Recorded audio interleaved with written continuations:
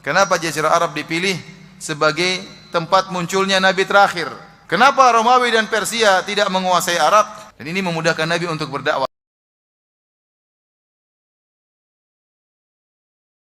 Tentang pentingnya belajar sirah Nabi sallallahu alaihi wasallam. Sekarang kita lanjutkan mukadimah berikutnya ya. Karena sirah Nabi mulai sejak dia lahir ya. Sekarang Nabi belum lahir. Dalam kisah ini Nabi belum lahir. Taib. Nabi sallallahu alaihi wasallam orang Arab. Allah memilih nabi terakhir dari bangsa Arab. Kenapa? Wallahu a'lam bishawab ya. Yang jelas Allah mengatakan Allahu a'lamu haitsu yaj'alu risalatah. Allah lebih tahu di mana dia meletakkan risalahnya.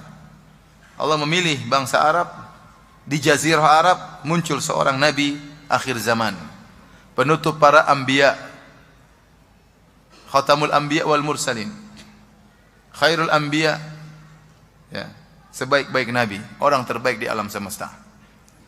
Ustaz, kenapa tidak ada nabi dari Pekanbaru? Itu Allah tidak pilih Pekanbaru, itu urusan Allah. Allahu a'lamu haitsu yaj'alu risalatah. Allah lebih tahu di mana Allah meletakkan kenabian tersebut. Risalah tersebut diberikan kepada siapa? Allah lebih tahu. Asalnya kita terima saja, tidak usah kita banyak tanya. Tetapi para ulama menyebutkan sebagian hikmah. Kenapa Jazirah Arab dipilih? Kita akan sebutkan beberapa hikmah. Kenapa Jazirah Arab dipilih sebagai tempat munculnya Nabi terakhir?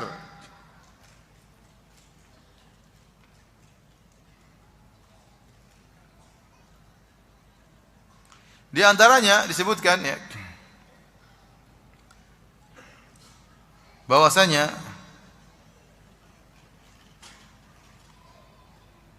Jazirah Arab adalah jazirah yang sangat gersang dan kata yang isinya bebatuan dan padang pasir.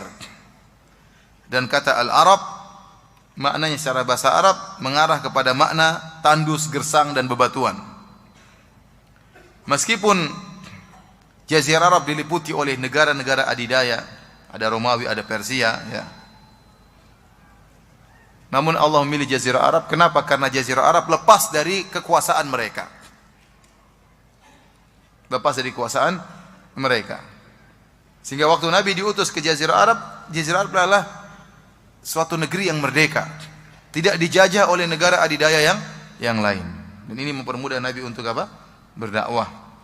Ya. Kita lihat dakwahnya Nabi Isa di bawah kekuasaan Romawi susah.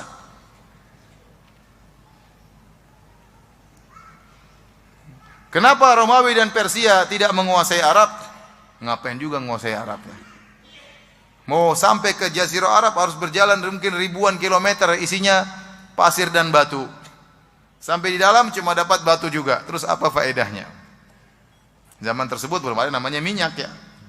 Sehingga mereka melihat secara kasat mata, namanya negara kaya, negara yang subur, yang banyak tumbuhan, itu yang diincar. Adapun Arab, apa yang mau diincar di situ? Sehingga negara Persia, negara Romawi tidak tertarik untuk menguasai apa? Arab. Maka ini cocok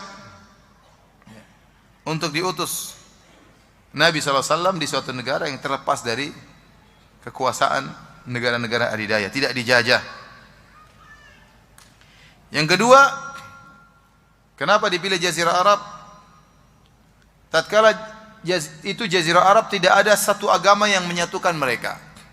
Di Jazirah Arab ada sebagian orang Nasrani, ada sebagian Yahudi, ada menyembah malaikat, ada yang menyembah jin, ada yang menyembah berhala, ya. Agama yang terpencar-pencar. Kalaupun mereka menyembah berhala, berhalanya tidak cuma satu, berbagai macam model berhala, sehingga hati mereka terpencar-pencar. Tidak ada kekuatan akidah yang menyatukan mereka. Dan ini memudahkan Nabi untuk berdakwah. Seandainya Nabi diutus kepada suatu kaum yang akidah mereka kuat, satu berat bagi Nabi sallallahu alaihi wasallam. Mereka tercerai-berai dari sisi jasad dan dari sisi hati. Dari sisi jasad mereka dibangun di atas nizam atau aturan kabilah-kabilah. Masing-masing kabilah punya kekuatan sendiri-sendiri.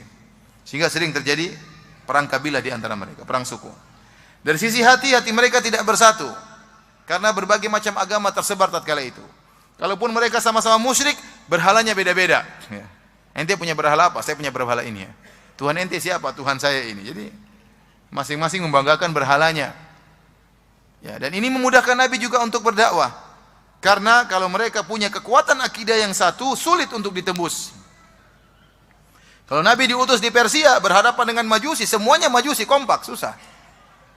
Kalau Nabi diutus di Romawi, semuanya Nasrani, semuanya akan kekuatan akidah luar biasa. Ini berat. Ya, padahal Allah ingin menjadikan Nabi-Nabi terakhir yang risalahnya harus tersebar. Ya, harus sudah berjalan dengan baik di awal, maka Allah pilih Jazirah Arab.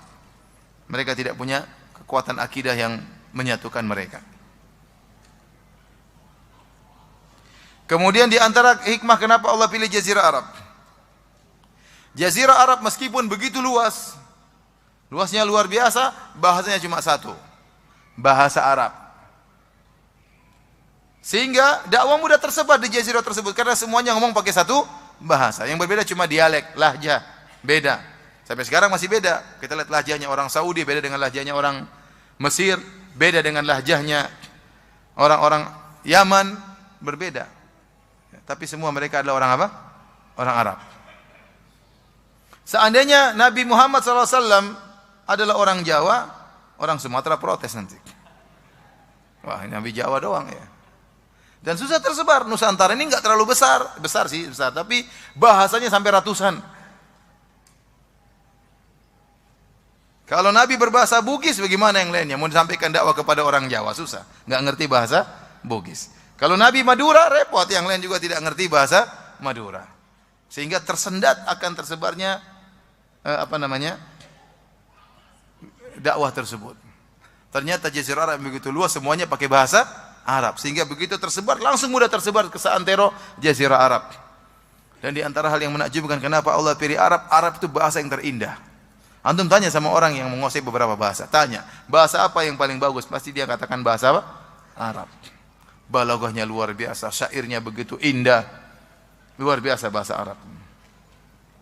Dilantunkan, didengar aja enak. Orang yang tidak ngerti bahasa Arab aja, kalau dengar luar biasa enak mendengarnya. Ya. Dan seterusnya. Jadi ini di antara hikmahnya, karena ada bahasa yang menyatukan mereka, meskipun mereka dari begitu luas, dari berbagai macam suku dan kabilah, bahasanya sama bahasa Arab. Dan ini mudahkan Nabi untuk bisa menyampaikan Islam dengan cepat. Kemudian di antara hikmah juga, kata para ulama, bahwasanya orang-orang tinggal di Jazirah Arab jauh dari model hidup perkotaan. Mereka hidupnya sederhana, ya, di Badui dan semisalnya, sehingga mereka tidak terkontaminasi dengan pemikiran-pemikiran filsafat. Kalau di India, misalnya Nabi diutus di India, wah itu masing-masing punya filsafat inilah, karena umur mereka, peradaban mereka sudah lama. Sehingga metode pemikiran sudah ya berakar di India misalnya. Ada filsafat ini, filsafat ini, filsafat ini. Susah kalau kita mendakwakan orang sudah punya syubhat full di kepalanya. Orang-orang Arab syubhatnya cuma berhala, gampang, tidak susah. Tapi kalau Nabi berhadapan dengan misalnya orang India yang memiliki filsafat, metode pemikiran yang sudah berakar, bercokol dalam dadanya dengan metode pemikiran tertentu, susah. Dan itu bukan cuma satu filsafat, berbagai macam filsafat dalam negeri tersebut misalnya. Ini susah bagi Nabi SAW. Karena Jazirah Arab mudah dakwah berkembang, di antaranya tadi mereka tidak terikat dengan pemikiran-pemikiran yang rumit, ya, sehingga Islam mudah didakwahkan.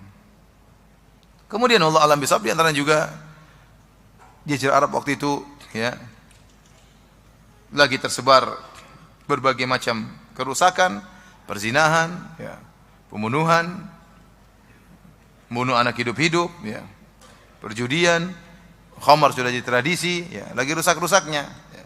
Nabi diutus di tengah mereka. Kalau bisa Nabi mengarahkan mereka, ya, maka mengarahkan selain mereka lebih mudah. Mengarahkan mereka selain mereka lebih mudah. Wallahu alam bissawab.